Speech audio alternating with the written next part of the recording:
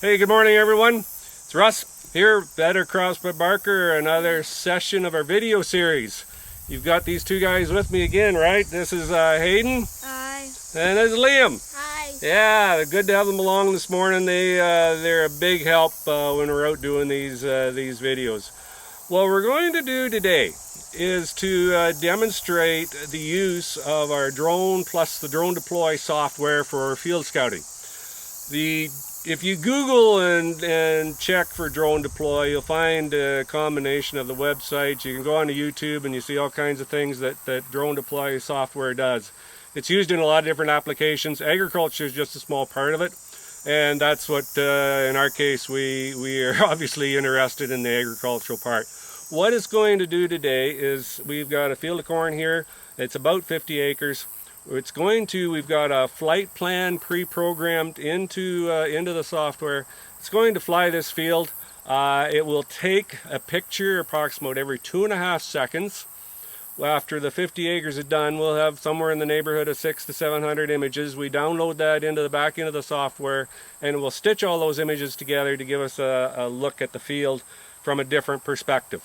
So, we're here to do that. Hayden, are you ready to start the flight? Yep. What's the first thing? The checklist? Yeah. All right, you got the checklist ready to go? Ready? Ready? Start flight. Take off. The point has been updated. Please check it on the map. There's two reasons we're actually here flying this field today. The primary reason is that this field for our area went through a significant amount of drought stress. There was the month of June and the best part of July. We did not get any rainfall of any amount in that particular plot. You'd never look at it in the spot we're standing here because it's part of the variability in the field. We're in a pretty good spot. The other thing that's in this field is a corn plot, hybrid plot. There's some Pioneer in here, and there's a couple of other hybrids from some of our friendly competitors. And what I really just wanted to talk to you today, briefly, is that we're in the stage of rapid starch deployment, rapid starch development into each and every ear. We're about 3 weeks into that process. We had fungicide put on this field about 3 weeks ago. And every hybrid in here is into this yellow stage it's got past the blister, and we're into this yellow milky stage. We've got a couple more stages to go through dent and in on the black layer before we're ultimately finished. But before we go too far, Hayden, how much we're following the drone here? You're keeping an eye on it. How much battery's left on that first battery we got in? 44%. 44%, okay. And how much time have we used up, or how much time have we flown so far? 13 minutes and 11 seconds. Kind of 13 minutes. So we're going to need to change batteries before we finish this field. But so that's why Hayden's keeping an eye on the battery status and on the status of the flight plan. But I want to get back to here real quick. We've got 3,100 heat unit hybrids in here. We've got 2,800 heat unit hybrids in here. And hybrids kind of vary in their response through the grain fill period. What I mean is that some hybrids start fast and finish slow. Other hybrids start slow and finish fast. Then there's also hybrids that just kind of tick along at a pretty steady pace. And what I've actually got here, I've got an ear from a 3,100 heat unit hybrid in this plot. It is a hybrid that's early to tassel for its maturity. And at the moment when you look at this corn on this hybrid, it is quite yellow. It's moving along, and you would never think that it is a 3,100 heat unit hybrid compared to this particular hybrid, which is 200 heat units earlier, and at this stage it appears to be a little bit behind. Sorry guys, I got you some silk on your face.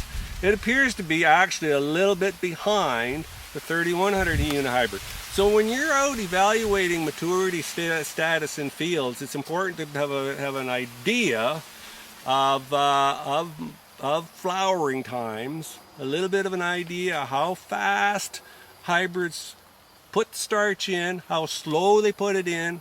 At the end of the day, they're going to end up using approximately 60 days from flower to reach black layer to get to maturity. But there's quite a variability between hybrids in the speed and difference of their starch deposition. This one that's a little, this 2900 unicorn that's a little bit behind now, he will, I know this hybrid, it'll finish like a rocket ship and actually will end up drier than our 3100 heat unit corn. But today to look at them, you kind of say, boy, it looks like it's the other way around. We've also got corn in here that is a 2800, 2750 actually, and it's significantly looks a little bit darker yellow. It's marching along a little bit quicker, but it's a hybrid that kind of goes tick, tick, tick, tick. It doesn't really change in its speed. So, all right, that's it for this spot. How are we making out, Hayden? Give me another reading. 32% battery, 7 minutes and 32 seconds left. Okay, so we got 32% battery. We've got to go and change the battery here right shortly, and that's our next step. Well, before we finish the flight, in order to complete the flight, I have Liam, and he's going to change the battery, take the old one out, the spent one out, and put the new one in. All right, so let's take care of that. That's the old one out.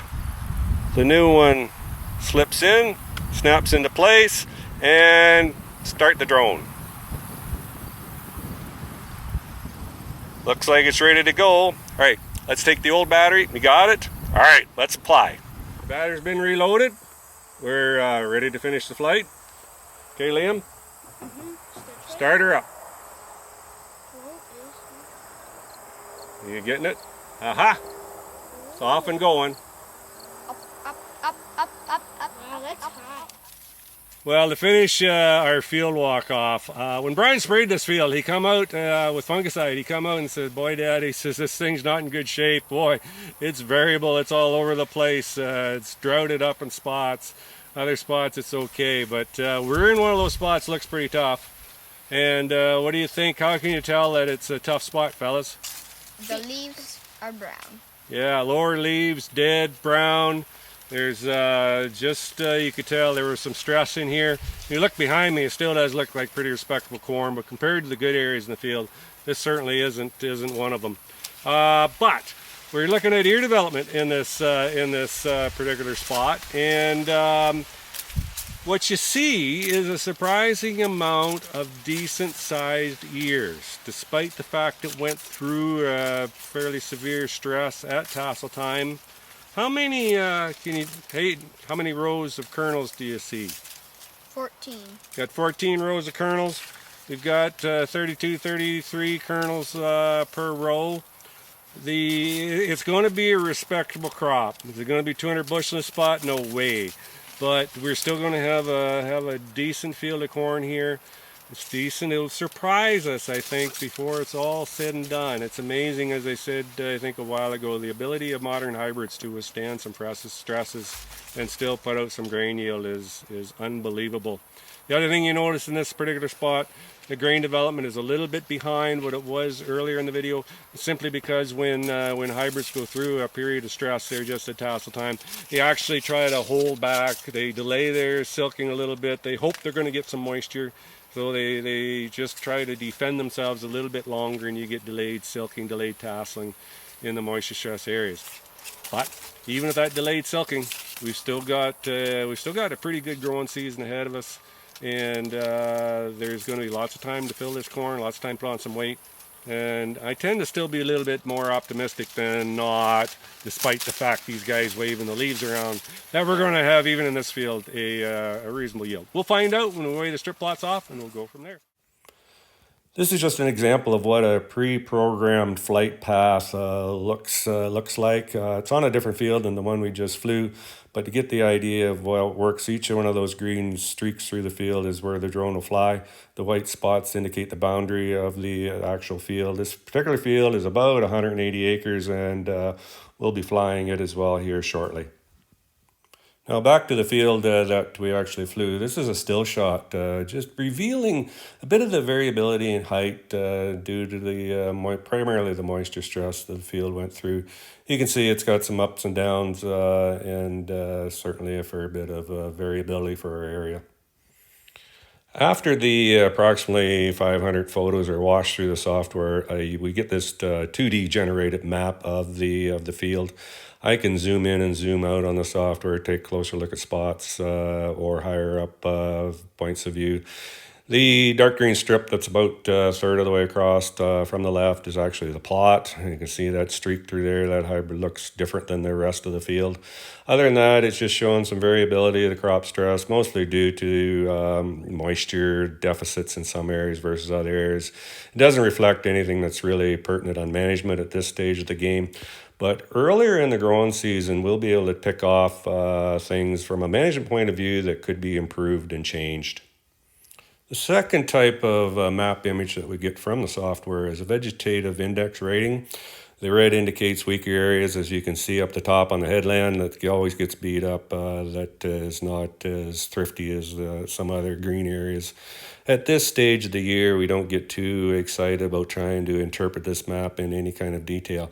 I just want to illustrate this, the type of images that are generated by the drone and specifically by the Drone Deploy software that will allow us for more interpretations of our management practices early in the growing season when we get a little different look at these fields. I also would be remiss in not mentioning the owner of this particular field, Mr. G. I know you're watching this. He'll say, man, Ross, you said earlier that it's going to be a respectable yield. He said, boy, if it doesn't run over 200 bushel, I'm always a little bit disappointed in what these fields will produce. I know they can do that. Well, will this field run 200 bushel, Mr. G? Probably not. We shall see. The plot will be kind of interesting when we get it off. And we'll have a soda afterwards and discuss all the whys and the wherefores. And I'm certainly looking forward to that discussion.